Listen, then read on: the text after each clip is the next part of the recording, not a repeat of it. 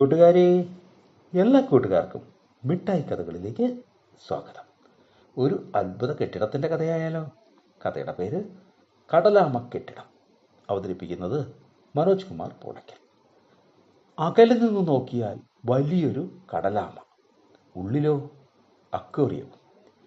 വിയറ്റ്നാമിലാണ് ഈ അക്വേറിയം.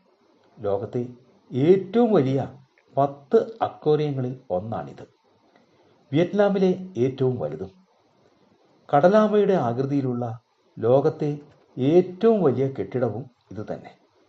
3 നിലകളുള്ള ഈ അക്വേറിയത്തിൽ എല്ലാ സമുദ്രങ്ങളിലെയും ജീവികളെ കാണാം.